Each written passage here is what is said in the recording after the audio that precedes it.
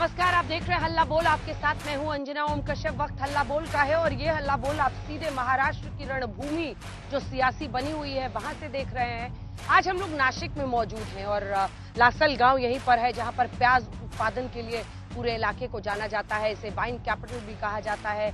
किसान यहाँ पर काफी हद तक तय करते हैं कौन जीतेगा कौन हारेगा। पंचवटी यहीं पर है जहां काला राम मंदिर है। प्रधानमंत्री नरेंद्र मोदी ने यहीं से राम मंदिर उद्घाटन के पहले पूजा और श्रमदान के बाद वो गए थे। लेकिन जो सियासत इस वक्त महाराष्ट्र की राजनीति में छिड़ी हुई है वो साफ दिखाई दे रही है। एक तरफ भारतीय जनता पार्टी बटेंगे तो कटेंगे वाले नारे के साथ ये चाहती है कि हिंदुत्व के एजेंडे पर वो हिंदू वोट को एकजुट कर पाए, तो दूसरी तरफ विपक्ष की तरफ से कास्ट सेंसस का नारा लग रहा है। लेकिन यहाँ तो अगर बटेंगे तो कटेंगे के नारे को हथियार के तौर पर चुनावों में इस्तेमाल किया जा रहा था, तो महायुति के नेता ही उस हथियार की धार कुंद करने में लगे हुए हैं। क्योंकि अजित पवार बार बार इस मुद्दे पर कह रहे हैं कि महाराष्ट्र में यह नारा नहीं चलेगा। अब इसको देखने के दो नजरिए हैं।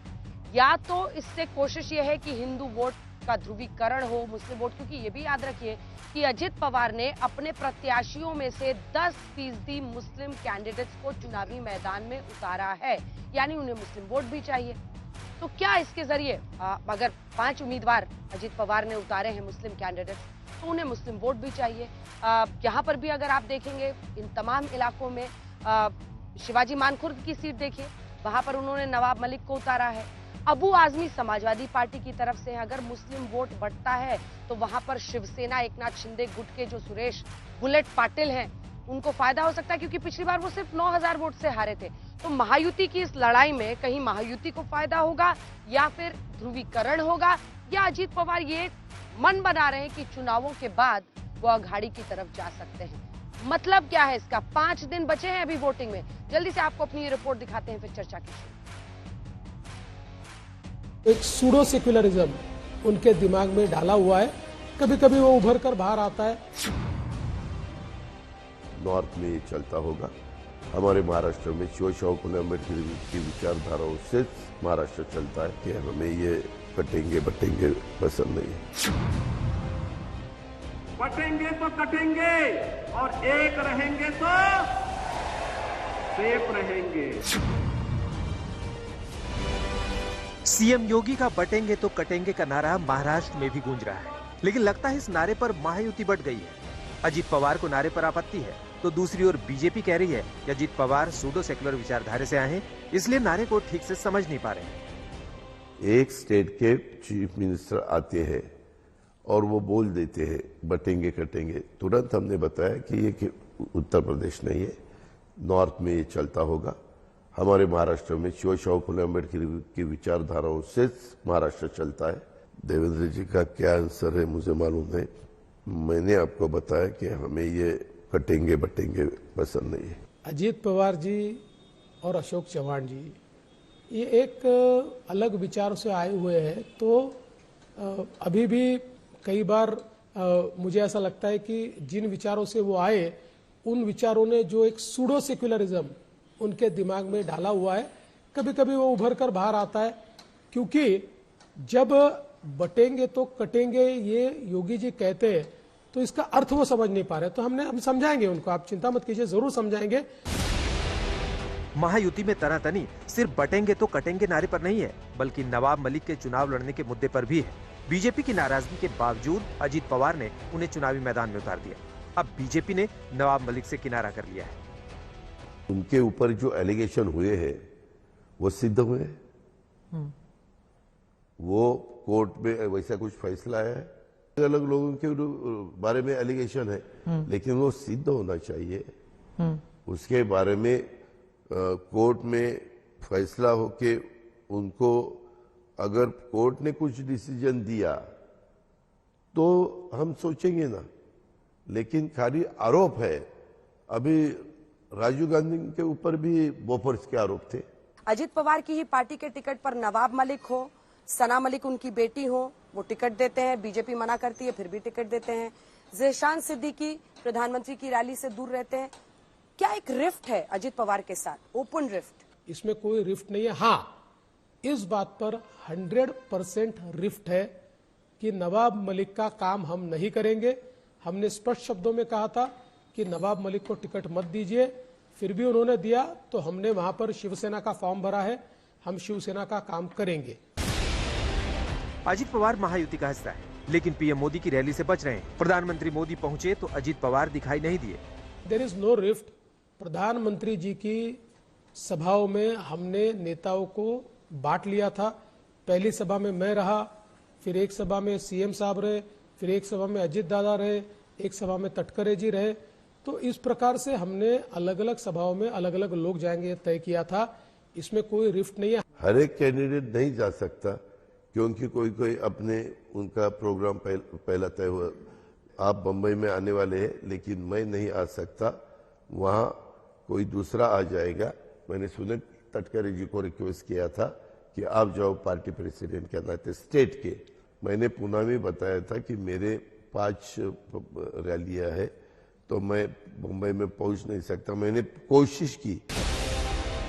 लोकसभा में महायुति के खराब प्रदर्शन को लेकर भी एनसीपी और बीजेपी आमने सामने है। बीजेपी कह रही है कि फेक नैरेटिव और वोट जिहाद की वजह से हारे, तो अजित पवार कह रहे हैं 400 पार के नारे ने मिसफायर किया।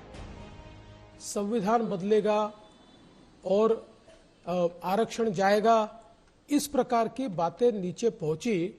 और महाराष्ट्र में ये मैं अपनी गलती मानता हूं कि हम लोग ये व्यवस्था ही नहीं बना पाए कि जिस तेजी से नैरेटिव फैला उस नैरेटिव को हम रोक पाए। हम नहीं रोक पाए।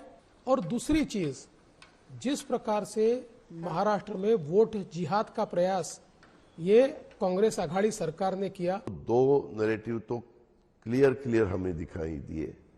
एक तो अब की बार 400 पार दिल्ली में नारा लगवाया, वो इतना मिसफायर हुआ, लोग बोलने लगे अपोजिशन वाले, इन्हों को 275 सीटें चाहिए गवर्नमेंट लाने के लिए। तो इनको किस लिए चाहिए 400 पार? इनको संविधान बदलना है, घटना बदलनी है, रिजर्वेशन निकालना है और हिंदू राष्ट्र करना है, ऐसा कुछ भी बोलते थे। सियासत अजब है। चुनाव साथ लड़ रहे हैं, लेकिन मुद्दों पर आमने सामने भी हैं। खेल क्या है ये जनता को समझ नहीं आएगा, और शायद यही मकसद भी है। आज तक ब्यूरो। ये माजरा है क्या, और जो माजरा सामने दिखाई दे रहा है, कहीं खेल उससे भी ज्यादा गहरा है? ये सब जानने के लिए कई खास मेहमान हमारे साथ जुड़ रहे हैं। सबसे पहले आपका परिचय उनसे करा देते हैं। अजय आलोक जी, राष्ट्रीय प्रवक्ता बीजेपी के, हमारे साथ जुड़ गए हैं। सुप्रिया श्रीनेत जी हमारे साथ प्रवक्ता कांग्रेस पार्टी की जुड़ गई हैं। और संजय गुप्ता, यूबीटी उद्धव ठाकरे गुट के शिवसेना के प्रवक्ता हमारे साथ जुड़ गए हैं। अजय आलोक जी, सबसे पहले आपके पास आते हुए, खेल चल क्या रहा है समझ नहीं आ रहा है, क्योंकि अगर हम देखें तो अजीत पवार हर मुद्दे पर नजर आपको आंखें दिखा रहे हैं। बटेंगे तो कटेंगे का नारा हमें स्वीकार नहीं है, और सबने देखा किस तरह से उन्होंने शिवाजी मानकुर्द पर, नवाब मलिक पर आपकी बात सुनी नहीं, चुनावी मैदान में उतार दिया। क्या ये सोची समझी स्ट्रैटेजी है? 5 मुस्लिम उम्मीदवार, अपने 10% उम्मीदवार उन्होंने मुस्लिम उतारे हैं। वो कहते हैं कि हम बटेंगे कटेंगे नहीं करेंगे, आप लोग कहते हैं बटेंगे कटेंगे वाला नारा चलेगा। देवेंद्र फडणवीस उसे सही ठहराते हैं। आखिर चक्कर क्या है, या फिर वो अघाड़ी की तरफ जाने की सोच रहे हैं? अंजना जी, आज दिन में आपका इंटरव्यू देख रहा था, आपने देवेंद्र फडणवीस जी से भी यही सवाल पूछा था। उन्होंने साफ कहा ना कि सूडो सेक्युलरिज्म की विचारधारा से निकल के आए, उनको हम लोग समझा लेंगे कि कैसे ये नारा सही है कि बटेंगे तो कटेंगे। देखिए, दूसरी बात यह है कि कोई ऐसी चक्कर नहीं है। एक कहावत है कि देवता जो थे वो सिद्धि में आगे थे, तो गणेश जी हमेशा बुद्धि में सबसे आगे थे। शिवाजी महाराज की धरती जहां बैठी हुई है, वो लक्ष्य भेदने में, साधने में बहुत माहिर थे। तो हमारे प्रधानमंत्री मोदी जी जो उन्हीं के वंशज हैं, जो उन्हीं की विचारधारा में विश्वास रखते हैं, जो सावरकर की विचारधारा में विश्वास रखते हैं, वो लक्ष्य भेदने में माहिर है। तो लक्ष्य तो हम भेद चुके। 23 तारीख को 175 प्लस से हम सरकार बनाने जा रहे हैं, और उस वक्त भी हम वीर सावरकर, जय सावरकर का नारा लगाएंगे। यूबीटी ग्रुप के लोग बैठे हुए हैं, जरा पूछिएगा कि कांग्रेस से नारा लगवा सकते हैं वीर सावरकर या जय सावरकर का? नहीं। शिवाजी महाराज की जय कहलवा सकते हैं? नहीं। तो ये महामुस्लिम अघाड़ी जो बनाया है ना, तो ये महामुस्लिम अघाड़ी का अंत बिल्कुल 23 तारीख को काउंटिंग वाले दिन ही हो जाएगा। और निश्चिंत रहिए, महायुति पूर्ण बहुमत 175 प्लस के साथ सरकार बनाने जा रही है। ठीक है सुप्रिया जी, अजीत पवार के जो डिफरेंसेस है उस पर जाहिर तौर पर आप लोग घेरेंगे उनको, लेकिन ऐसा लग रहा है कि कहीं कुछ जगहों पर मैंने 3-4 सीट्स की जो रिसर्च है वो निकाली है, उस पर फायदा हो रहा है। शिवाजी मानखुर्द की सीट, ये मुस्लिम बहुल सीट है, 53 यहाँ पर 53% मुस्लिम मतदाता हैं। ऐसे में देखिए वहां पर त्रिकोणीय लड़ाई हो गई है। अबू आजमी वहां पर समाजवादी पार्टी की तरफ से हैं, नवाब मलिक को अजीत पवार ने उतार दिया है, और वहां सुरेश बुलेट पाटिल जो कि पिछली बार सिर्फ 9,936 वोट से हारे थे, वो शिंदे साहब के टिकट पर है। अगर मुस्लिम वोट बढ़ता है तो महायुति की लड़ाई से महायुति को ही फायदा हो जाएगा। ये तो चिंता की बात होनी चाहिए आपके लिए। सुप्रिया जी, आपको, आपके दर्शकों को और मेरे फेलो पैनलिस्ट को सबसे पहले तो मेरा नमस्कार।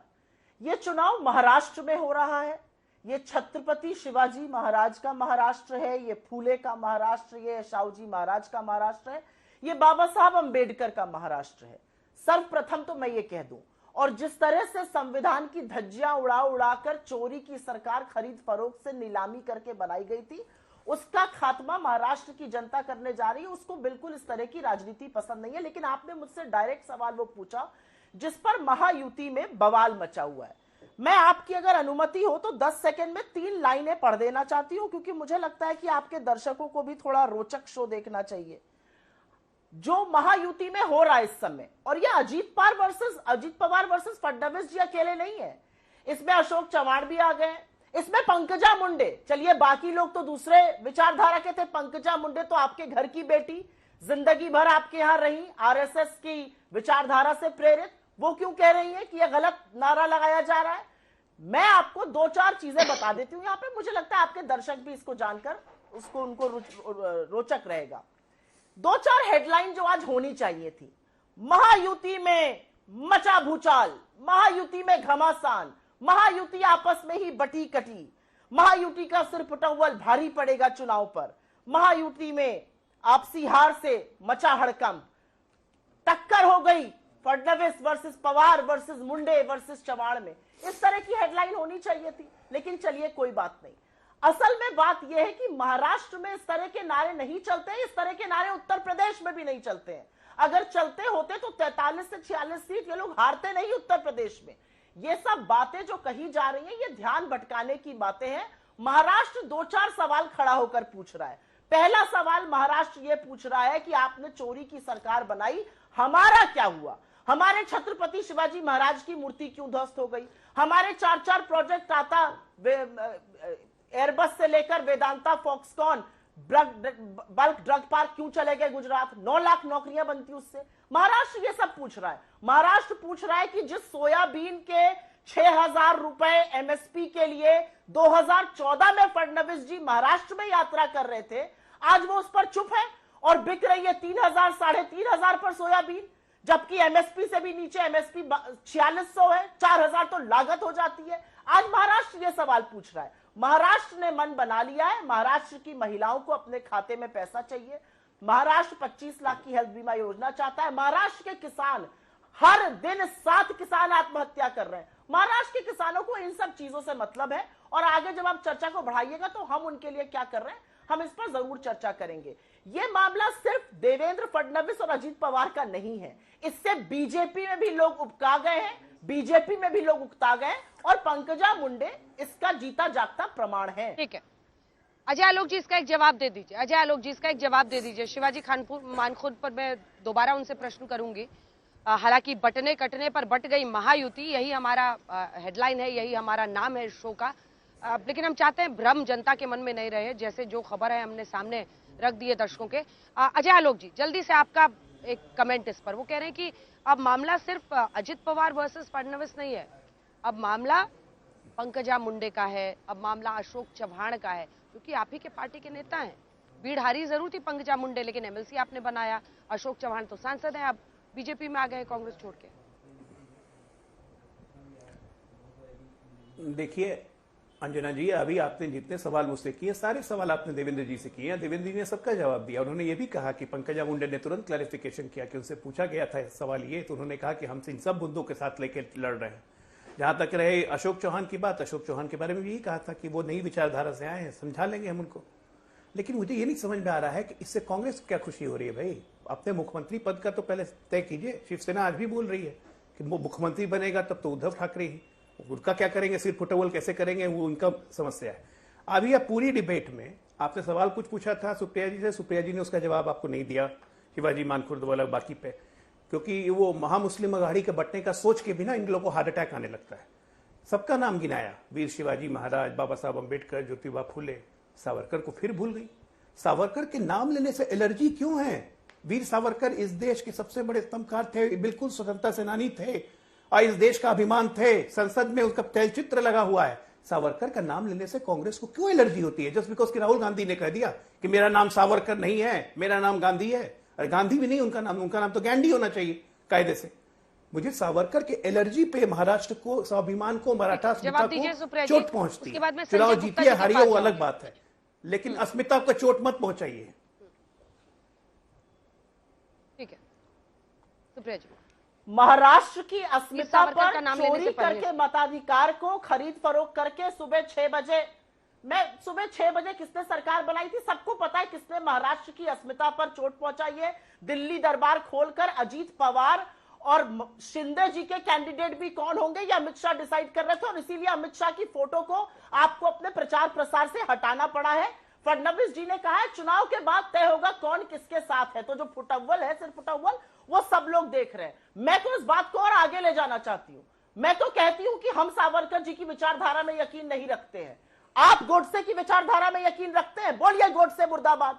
जिसने महात्मा गांधी की हत्या करी उसका मुर्दाबाद बोलने में आपको क्या आपत्ति रहती है? गोडसे मुर्दाबाद। आप क्यों बगले झांकने लगते हैं? गोडसे मुर्दाबाद। रचना जी और कहना चाहती गोडसे मुर्दाबाद जो इस डिबेट में होनी चाहिए। मुझे बहुत सेकंड अच्छा, नहीं लगता है। आरएसएस वाले आपको पलट देंगे। बहुत अच्छा, आप ये बोल नहीं पाते। अगर वस्तुतः आरएसएस वाले होते तो बोल नहीं पाते। आप भी तो इंपोर्टेड आए हैं ना, जदयू में थे पहले, फिर यहाँ आए, फिर गए, जो भी हुआ। अंजना जी, मैं छोटी सी एक बात कहना चाहती हूं। गौतम अडानी ये सरकार चला रहे हैं और इसका खुलासा हमने नहीं, इसका खुलासा इन्हीं के उप मुख्यमंत्री अजीत पवार ने किया है और कहा है कि उनके घर पर बैठक हुई थी, उसमें देवेंद्र फडणवीस और अमित शाह मौजूद थे, चुनी हुई सरकार गिराई जा रही थी। तो महाराष्ट्र की अस्मिता के साथ दिल्ली भी खिलवाड़ कर रहा है और मोदी जी के परम पूजनीय मित्र भी खिलवाड़ कर रहे हैं, सरकारें गिरवा गिरवा कर, और इसीलिए गिरवाई गई जिससे उनको लाखों करोड़ों की जमीन कौड़ियों के दाम पर मुंबई में बिक जाए। ये असलियत है। असलियत ये है कि महाराष्ट्र की अस्मिता के साथ खिलवाड़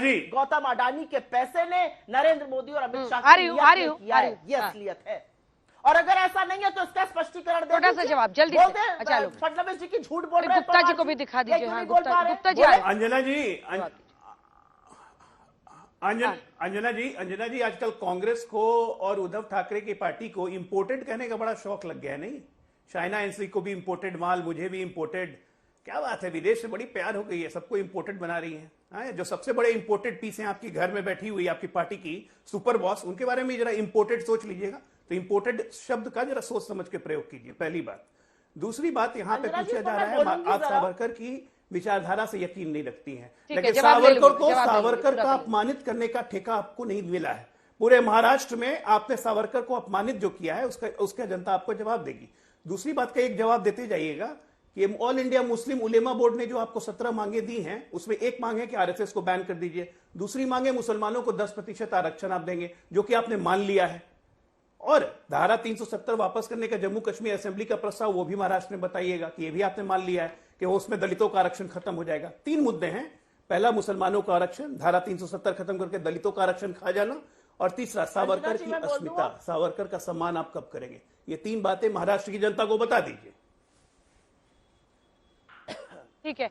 और उस बैठक पर मैंने भी प्रश्न किया था देवेंद्र फडणवीस से, सुप्रिया जी, उन्होंने इनकार किया कि उस बैठक में सभी लोग थे, लेकिन उस पर गौतम अडानी नहीं थे। और अब जब अजीत पवार ने अपना इंटरव्यू दिया है तो वो कह रहे हैं शरद पवार ने भी कही है, स्लिप ऑफ टंग था। और ये बात शरद पवार साहब ने भी कही है, जो कि आपके साथी हैं, और ये बात शरद पवार जी ने भी कही है। ये तो बहुत कन्वीनियंट हो गया अंजना जी, ये तो जबरदस्त कन्वीनियंस की राजनीति हो गई कि जब नाम सामने आ गया गौतम अडानी का, और मैंने तो जो वक्तव्य पढ़ा है शरद पवार जी का, उसमें तो ये पढ़ा है कि कहा गया था केसेस बंद हो जाएंगे, कहां मीटिंग करी जाए, तो उन लोगों ने कहा गौतम अडानी क्या मीटिंग कर लो। मैं भी उस मीटिंग में गया, मुझे ठीक नहीं लगा, मैं वापस आ गया। मैंने तो ये वक्तव्य भी पढ़ा है, आपके चैनल में नहीं लेकिन एजेंसी पर पढ़ा है मैंने ये वक्तव्य। ये तो कन्वीनियंस है बीजेपी की। एक कहेगा कि भैया जी थे वहां पर गौतम अडानी, देवेंद्र फडणवीस उनको बचाएंगे, भैया मोदी जी के आदमी थोड़ी ऐसे कह देंगे। असली बात यह है अंजना जी, मुझे व्यक्तिगत तो नहीं होना चाहिए, मुझे नहीं लगता कि घर परिवार नेताओं को इसमें लाना चाहिए था, लेकिन क्योंकि मेरी नेत्री पर इन्होंने कहा, तो हिंदू धर्म में और भारत की संस्कृति में एक औरत जब एक पति का नाम अपने नाम से जोड़ लेती है तो उसके घर से उसकी अर्थी उठती है, ताउम्र उसके नाम से वो अपना नाम जोड़ती है। दाम्पत्य का सूत्र जो लोग निभाते हैं वो इस बात को समझते होंगे। स्वेच्छा से अपनी यहां पर नागरिकता छोड़कर अमेरिका जाने वाले तो आपके घर के लोग हैं, क्यों मेरा मुंह खुलवा रहे हैं आप? मेरी नेत्री पर औने बौने बातें कहिएगा तो मुझे बोलना पड़ेगा। मैं तो नहीं कहना चाहती थी आपके बच्चे अमेरिकी नागरिक बने, मेरे बच्चे नहीं बने, मेरी नेता नहीं बनी। एक चीज और बात समझ लीजिए, मेरे बच्चे वहीं पैदा हुए थे। व्हाट्सएप मेरे बच्चे वहीं पैदा हुए थे। अच्छा, तो नागरिकता ली नहीं है, हिंदुस्तान लाके पैदा करते ना, हिंदुस्तान से इतनी नफरत क्योंकि मैं वहीं पे काम कर रहा था ना। अरे मैं वहीं काम कर रहा था, इसलिए पैदा किया था। आपकी तरह यहाँ पे घूम घूम के झोला नहीं ला रहा था, एक चैनल से दूसरे चैनल, एक चैनल से दूसरे चैनल। स्मृति ईरानी का इंटरव्यू लेने के लिए हो गया जालोक जी, पूरा कीजिए, हो गया आप दोनों का हो गया। अब आप लोगों की बात हो गई। जल्दी से एक बार संजय जी इतने तनाव में दिख रहे हैं ना, संजय जी को हटाइए, संजय जी को दिखाइए मेरे साथ।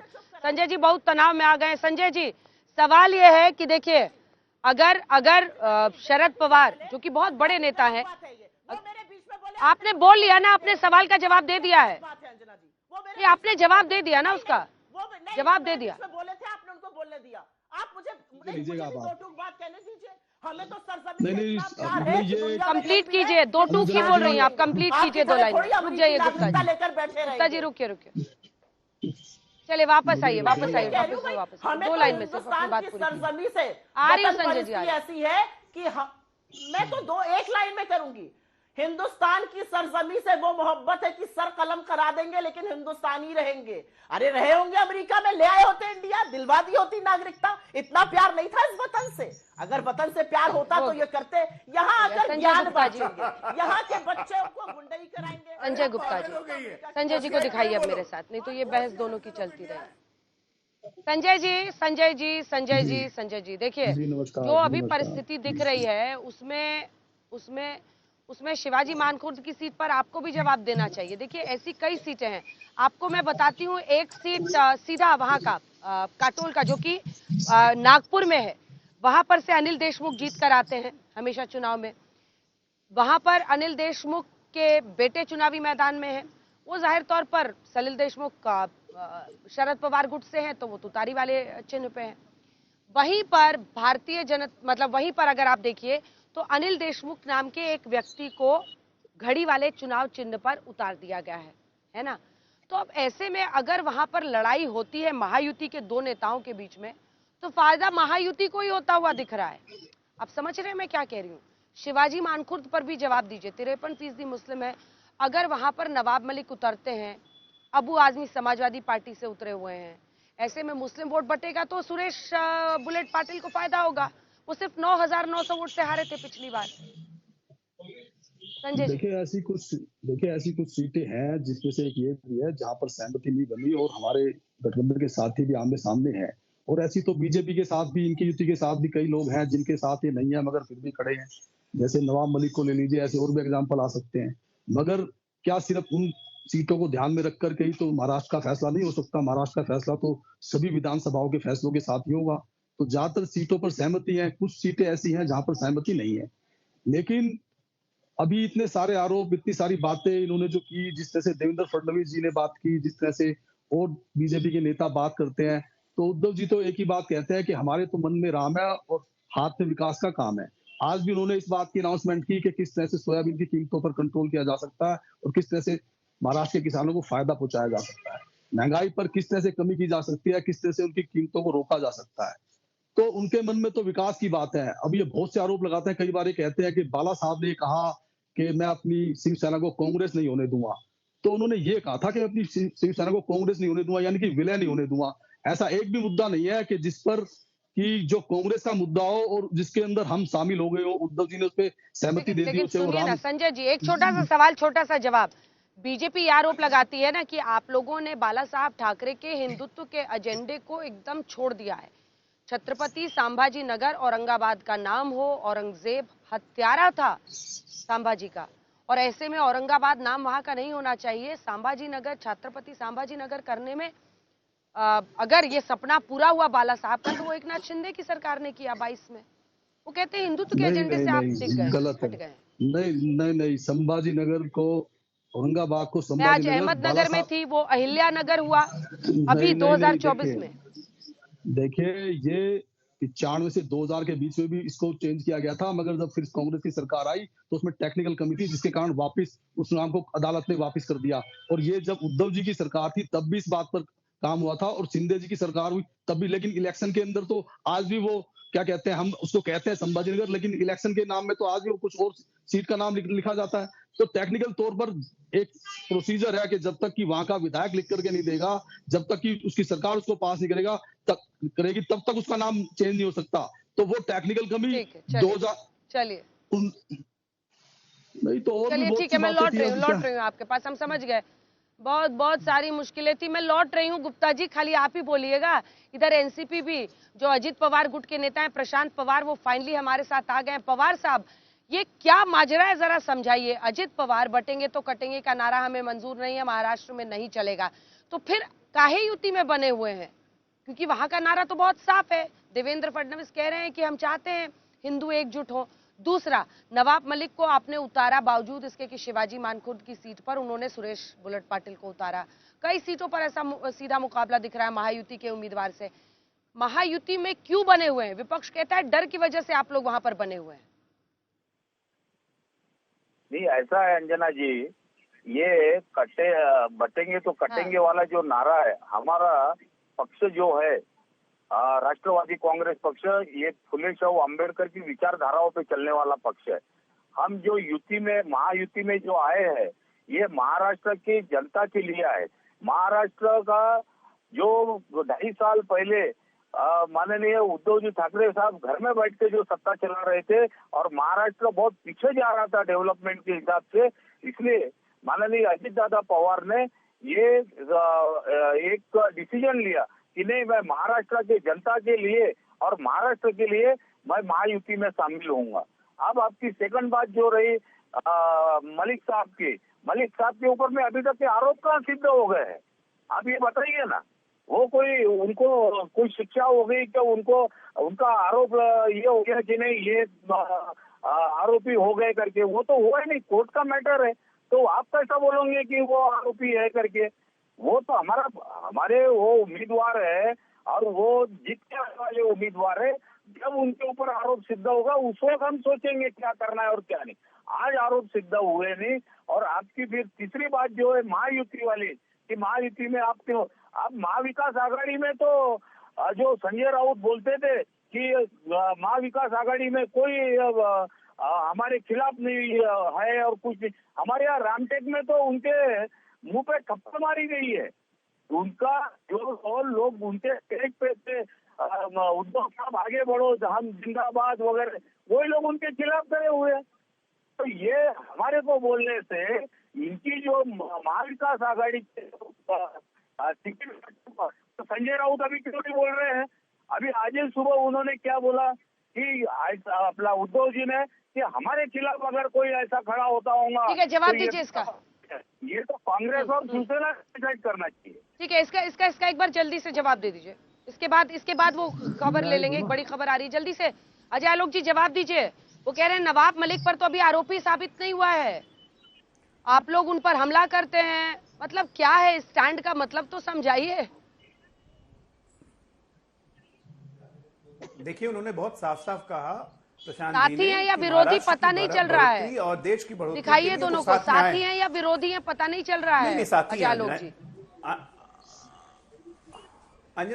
अंजना जी बिल्कुल साथी हैं, कोई विरोधी नहीं है, कोई रिफ्ट नहीं है। आज जैसे कि देवेंद्र जी ने आपको कहा था कि नवाब मलिक को लेकर रिफ्ट था, है और रहेगा। हम नवाब मलिक को एंडोर्स नहीं करते हैं। गठबंधन है ना अंजना जी, अगर सारी विचारधारा एक ही हो जाती तो हमें मर्ज कर जाते। फिर अपनी अलग पार्टी बनाने की जरूरत क्या थी? गठबंधन जब होता है तो समझौता करते हैं। कुछ लोग भूल जाते हैं कैसे साथ में बैठे हुए संजय गुप्ता, वीर सावरकर की जय बोलते रहेंगे, कांग्रेस कभी नहीं बोलेगी, लेकिन साथ में है ना, लगातार बोलेंगे। वो अपमान करेंगे सावरकर का, ये सावरकर जिंदाबाद करेंगे। तो यहां तो कोई अपमानित नहीं किया जा रहा है। यहां पे कुछ मुद्दों पे असहमति थी, जैसे नवाब मलिक के मुद्दे पर असहमति है, थी और रहेगी। वो हमारे साथ में है, इसमें कोई दिक्कत नहीं है। आरोप साबित हुए चाहे नहीं हुए, हमारा स्पष्ट मानना है कि नवाब मलिक हमारे विचारधारा से मेल नहीं खाते हैं। तो इसमें कोई, ठीक है, उनका अपना स्टैंड है, वो अपने स्टैंड पे रहे। लेकिन जहां तक रही महाराष्ट्र बड़ी की खबर इस बढ़ोतरी, वक्त आ रही है, देश वो की अपने बढ़ोतरी, दर्शकों को उसके लिए बता दें। सब ठीक है, एक साथ सेकंड टोक रही हूं। प्रधानमंत्री मोदी जी बीजेपी की अध्यक्ष जेपी नड्डा ने कांग्रेस पार्टी पर हमला किया है। 26/11 हमले को लेकर कांग्रेस पर जेपी नड्डा का ये हमला है, खबर इस वक्त आ रही है। और इसी के साथ साथ यूपीए सरकार डॉजियर लेकर घूमती थी, ये जेपी नड्डा कह रहे हैं। मोदी विरोध में देश का विरोध करने लगे हैं। 26/11 हमले को लेकर कांग्रेस पर ये हमला है उनका। ये आपको सुना देते हैं क्या कहा है जेपी नड्डा। यही मुंबई में 26/11 हुआ, यही यूपीए की सरकार डोजियर लेके फिरती रही पाकिस्तान के पास। अभी भी वो डोजियर पड़ा हुआ है, ये डोजियर लेके फिरते रहे, कसाब को बिरयानी खिलाते रहे। लेकिन अगर उरी में कोई घटना घटी तो 15 दिन के अंदर सर्जिकल स्ट्राइक मोदी जी ने करके दिखाया। अगर पुलवामा में घटना घटी तो 15 दिन के अंदर एयर स्ट्राइक करके दिखाया और बताया। और पाकिस्तान चू तक नहीं कर सका, बोल तक नहीं सका। और यहां हमारे कांग्रेस के भाई प्रमाण मांगने लगे, प्रमाण। आप देखो क्या क्या राजनीति हो गई है। यानी एनडीए का विरोध करते करते, मोदी जी का विरोध करते करते ये देश का विरोध करने लगे। इस तरीके की स्थिति है। तो इसका जवाब सुप्रिया श्रीने जी, बीजेपी अध्यक्ष, जो आरोप लगा रहे हैं कांग्रेस पार्टी पर, कह रहे हैं आप लोग डोजियर लेके घूमते थे, उन्होंने हर हमले पर जबरदस्त जवाब दिया। 26/11 पर मैं इस देश को दो बातें याद दिलाना चाहती हूं और वो याद दिलाने जरूरी है।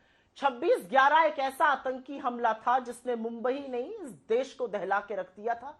उसके सारे आरोपियों को सजा मिली। और असलियत यह है कि 26/11 में शहीद हेमंत करकरे जो एटीएस चीफ थे, उसको यह कहा था एक औरत ने कि यह मेरे श्राप से मरा है। और वो औरत कोई नहीं, बीजेपी की पूर्व सांसद प्रज्ञा ठाकुर थी, जिनको ऐसा कथन करने के बाद बीजेपी ने टिकट दिया था और लोकसभा लाई थी।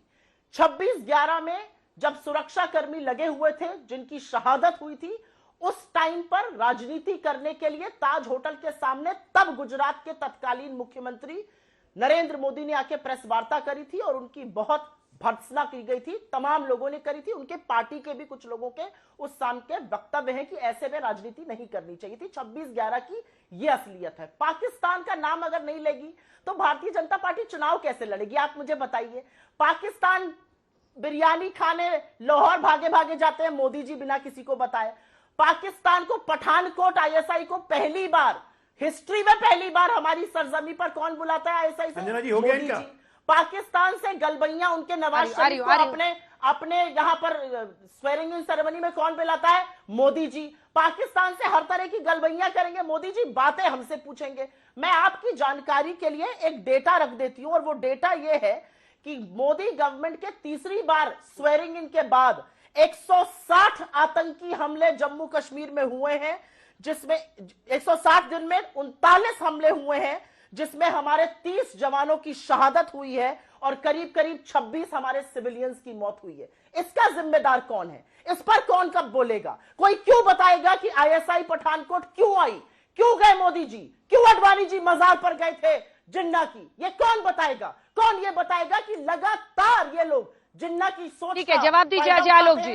अजय आलोक जी, इसका जवाब दीजिए। अंजना जी, हो गया? जवाब दीजिए। ये वहां पर लगे अजय आलोक जी जवाब दीजिए। हाँ, जवाब सुनिए, जवाब सुनिए। 26/11 अब इनको अजय आलोक जी हो गया इनका, अब इनका हो गया। 26/11 हमारे देश की खुफिया तंत्र की सबसे बड़ी फेलियर थी और एक राजनीतिक पार्टी जो बैठी हुई थी उसका जवाब न देने की नाकाम कायरता, नपुंसकता से भरी हुई सरकार थी वो।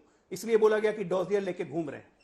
जब ये कहते हैं कि सर्जिकल स्ट्राइक और एयर स्ट्राइक की हम बात करते हैं तो मुझे याद आता है कि कोई हमारे सेना को खून की दलाली करवा रहा था, कोई हमारे सेनाध्यक्ष को गली का गुंडा कह रहा था, कोई हमें कुछ कह रहा था, हमारी सेना को कह रहा था चील कौवे मार के गिरा दिए, सबूत दिखाओ सबूत दिखाओ। ये ऐसी पार्टी है सामने। शौर्य और अधभ्य साहस अगर किसी में है तो वो हम में है, राजनीतिक इच्छा शक्ति भी है। आज कॉमनवेल्थ गेम में कॉमनवेल्थ कह रहा हूं, वो WTC चैंपियन क्रिकेट का, उसको टूरिंग का हमने पाकिस्तान का रद्द कर दिया। आज तक ने दिखाया कि कैसे 26/11 का मास्टरमाइंड जकील उर रवी अभी भी पाकिस्तान में खुलेआम घूम रहा है, पाकिस्तानी आर्मी की प्रोटेक्शन में। क्या कर लिया इन लोगों ने? ये तो घूम घूम के हर जगह बोलते थे पाकिस्तान ने ऐसा किया वैसा किया। आज पाकिस्तान को उसकी हैसियत किसी ने दिखाई है तो वो नरेंद्र मोदी है, उनकी सरकार है कि पाकिस्तान की हिम्मत नहीं होती, मिन्नतें मांग रहा है हमसे कि टूर्नामेंट हमारे यहां करवा लीजिए। आपने किया क्या है? आपने लगातार नतमस्तक होते गए। अरे आतंकी के मरने पर, बटला हाउस के आतंकी के मरने पर महिला के आंखों से आंसू निकलते थे। कौन महान महिला थी भाई? उसामा जी हो जाते हैं। कौन महान नेता थे? अभी नहीं हुआ, अभी तो गिनवाना शुरू किया है। गिनवाना शुरू करूंगा ना, रात भर बीत जाएगी, लेकिन आपके कारनामे खत्म नहीं होंगे। एक से एक बड़े कारनामे हैं भाई। आप देश की अस्मिता और देश से समझौता करने में कांग्रेस पार्टी को 1 मिनट नहीं लगता है। पाकिस्तान की भाषा आप बोलते हैं, 370 रिस्टोर करने के लिए पाकिस्तान ने कहता है, यूएन में जाके कहता है, और आप 370 रिस्टोर करने के लिए प्रस्ताव ले आते हैं जम्मू कश्मीर असेंबली में। आप क्या बोलिएगा? आपका कोई मुंह है? पाकिस्तान के कहने पर नेहरू जी यूएन में कश्मीर का मुद्दा उठा के ले गए। किसने ले आया कश्मीर को इंटरनेशनल बनाया? आपकी एक एक गलती की सजा देश आज भुगत रहा है। भाई पिछले 70 साल से जितने आपने गलतियां की हैं, देश आज की सजा भुगत रहा है। माफी मांग मांग के थक जाइएगा ना, तब भी कुछ नहीं होगा। और सच्चाई में मैं कह रहा हूं आप लोग को, बहुत घृणित पार्टी है आप। अपने आप को कभी इंट्रोस्पेक्ट कीजिए कि कितनी घृणित पार्टी है आप, कि आप इस देश को देश मानती ही नहीं है। कितने टुकड़े कर दिए इस देश के, और आज भी टुकड़े करने में लगी हुई है। अरे क्या बोलिएगा? बोलने का कुछ बचा क्या? जाके फूल चढ़ाइए कांग्रेस पार्टी की अर्थी पर, गेंदा फूल चढ़ा दीजिए जाके कांग्रेस पार्टी की अर्थी पर, अच्छा लगेगा। सुप्रिया जी जवाब दीजिए। अंजना जी, लोकतंत्र में जब एक राज्य में, 2 राज्यों में चुनाव हो रहा है, भारतीय जनता पार्टी का प्रवक्ता बैठकर एक पॉलिटिकल पार्टी की अर्थी पर फूल चढ़ाने की बात कर रहा है। ये इनकी लोकतंत्र में, ये इनकी बाबा साहब के संविधान में आस्था है। बार बार इनका चेहरा बेनकाब हो जाता है। असली बात यह है कि बहुत बड़ी बात बोल दो, गलत बोल दो, इनको माफी मांगनी चाहिए। हमारे बीच में मत बोलिए। अजय जी वो पूरा कर ले, इनको चुप कराइए। लगातार ये बोल रहे थे। मैं बोल रही हूँ आपको, प्लीज थोड़ा सा रुक जाइए। आप हाथ उठाइए, मैं जवाब ले लूंगी प्लीज। हाँ, इन्होंने एक बहुत बोलिए। इन्होंने एक बहुत गलत बात बोली और इसकी उनको माफी मांगनी चाहिए। हमारे सुरक्षा तंत्र, हमारी खुफिया एजेंसियों पर सवाल मत उठाइए, हमसे करिए अपनी राजनीतिक लड़ाई। आपने खड़ा कर दिया मैदान में लाकर सुरक्षा एजेंसियों को। यह काम मत करिए। यह काम फिर कारगिल में भी हो जाएगा, यह काम तमाम जगह हो जाएगा, उरी से लेकर पठानकोट की काम मत करिए। हमारी सुरक्षा एजेंसी, हमारी सेना के शौर्य और पराक्रम का इतना तो सिला दीजिए कि उनको लाके भारे बाजार में आप लोग खड़ा कर देते हैं प्रज्ञा ठाकुर और आपके जैसे लोग। वो काम मत कीजिए। हेमंत करकरे को गद्दार बुलाना, उनको श्राप देना और अब कहना कि खुफिया एजेंसीज का फेलियर था, ये काम गलत है। हमारे लोगों ने शहादत देके इस देश को बार बार बचाया है। ये काम करना बंद कर दीजिए। यहां पर मैं फिर से बोलूंगी, पाकिस्तान की बात करेंगे। अरे पाकिस्तान की 2 नेशन थ्योरी पर सबसे पहले आप लोग जुटे। सबसे पहले North West Frontier Province Bengal और सिंध में आप लोग भारत छोड़ो आंदोलन का चिट्ठी लिख के बता रहे थे कैसे इसका दमन किया जाए। आपके लोग सरकार में काबिज रहे, हम तो वहां पे आंदोलन कर रहे थे महात्मा गांधी के आह्वान पर। मत मेरा मुंह खुलवाइए। मैं यहां पर दोबारा डिबेट महाराष्ट्र पर लाना चाहती हूं। जयप्रकाश प्रकाश नड्डा महाराष्ट्र में बोल रहे थे, वो एक बात का जवाब देना। 7 किसान महाराष्ट्र में रोज शहादत अपनी कर रहे हैं, रोज खुदकुशी कर रहे हैं। 16 लाख करोड़ आप अमीरों के माफ कर सकते हैं, किसानों की ऋण माफी क्यों नहीं कर सकते? हमारी सरकार बनेगी 3 लाख रुपए तक हर किसान का हम माफ करेंगे। हम महिलाओं को 3000 रुपए उनके खाते में देंगे। हम 25 लाख कपास, सबसे बड़ी बात, हम जातिगत जनगणना कराएंगे इस संविधान के लिए। ये क्यों नहीं करते? इसकी बात करें। अंजना जी 10 सेकंड। सोया कपास 10 सेकंड दीजिए मुझे किसानों के लिए, और वो संविधान दिखा रही हैं। बिल्कुल मैं संविधान जरा बोलिए ना, खोल के भी दिखा दे। पता नहीं कोरा कागज है कि कुछ लिखा हुआ भी कि नहीं। राहुल गांधी आ रही हूँ, प्रशांत पवार जी आ रही हूँ, मुझे हाथ दिख रहा है आपका। थोड़ा सा को कोरा कहना बंद कर दीजिए। ये पूरे देश, आपका दिमाग कोरा है। ये पूरे देश को पता है। बीच में मैं नहीं बोल रहा हूँ, मैं आपके बीच में नहीं बोल रहा था। शांति से रहिए, सुनिए, शांति से रहिए, सुनिए, शांति से रहिए, सुनिए, सुनिए, आप एक मिनट शांति से रहिए, सुनिए जरा, एक मिनट। 26/11 के बाद बोलिए अजय आलोक जी, जवाब दीजिए। हमारे पूर्व एयरफोर्स चीफ, हमारे पूर्व आर्मी चीफ, मैं कह रहा हूं 26/11 के हमले के बाद हमारे पूर्व एयरफोर्स चीफ, हमारे पूर्व आर्मी चीफ प्रधानमंत्री के पास गए थे। उन्होंने कहा था कि स्ट्राइक के लिए इंडियन आर्मी तैयार है। किसने रोका? किसने रोका? क्यों रोका मनमोहन सिंह ने? किसके कहने पे रोका कि नहीं ये हम नहीं कर सकते हैं, हम अटैक नहीं करेंगे? क्यों? चूड़ियां पहनी हुई थी। उसके बाद आप बोलिएगा लगातार आर्मी को और खुफिया एजेंसी की फेलियर आपके कारण हुई। खुफिया एजेंसियों को कभी सशक्त नहीं बनाया आपने, हमारे सेना को बुलेट प्रूफ जैकेट तक नहीं दी आपने। किस लिए? आज कैसे हो गया 10 साल में? लगातार एक के बाद एक आपके फेलियर का नतीजा है ये दिन, आपके फेलियर का नतीजा। मुझे बोलने दीजिए, सबकी आवाज नीची कीजिए, एक सेकंड आवाज नीची कीजिए सबकी। अजय आलोक जी, चूड़ियां पहनना कमजोरी की निशानी नहीं है। दोबारा कह रही हूं, ध्यान से सुनिएगा। हर नेता चाहे वो किसी पार्टी का हो, ध्यान से सुनिएगा। आपकी मां भी पहनती थी, आपकी बेटी भी पहनेगी, आपकी पत्नी भी पहनती है। चूड़ी कमजोरी की निशानी नहीं है। आइंदा कभी ऐसी चूक, ऐसी गलती मत कीजिएगा। अब विषय पर अपनी बात कहिए। ठीक है, मैं विषय पे ही आ रहा हूं। मैं उस संदर्भ में पहली बात ये नहीं बोला था, मैंने कहा था ये डर था, ये भय था।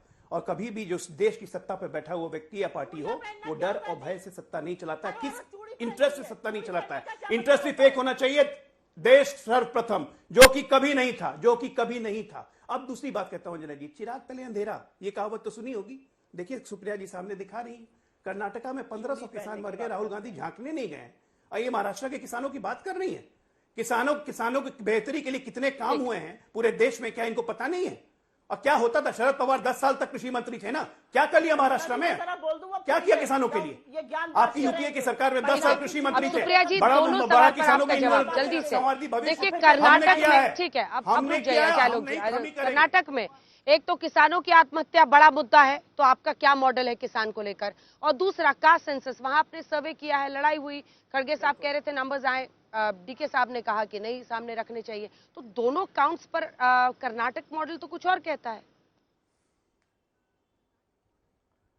मैं इसका जवाब दूंगी, लेकिन जो आपने बात कही एक औरत होने के नाते इस पैनल पर, उस बात को मैं जरूर आगे ले जाऊंगी, क्योंकि चूड़ियां पहनना सशक्तिकरण की निशानी है। शक्ति और साहस का प्रतीक औरत होती है। जीजाबाई के महाराष्ट्र में, सावित्रीबाई फूले के महाराष्ट्र में चुनाव हो रहा है, चूड़ियों पर फटते कसेंगे, किस तरह की मानसिकता है ये? ज्ञान आप मत दीजिए।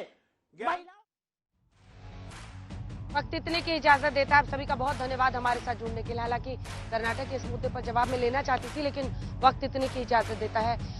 आज रात 8 बजे जरूर आइए हमारे साथ, क्योंकि नासिक से आप देखेंगे नेता और जनता को आमने सामने। वक्त चुनाव का है, यही वक्त है जब सवाल दागे जा सकते हैं। राज तिलक मेरे साथ नासिक से रात 8 बजे देश नेट। आप देखते रहिए आज।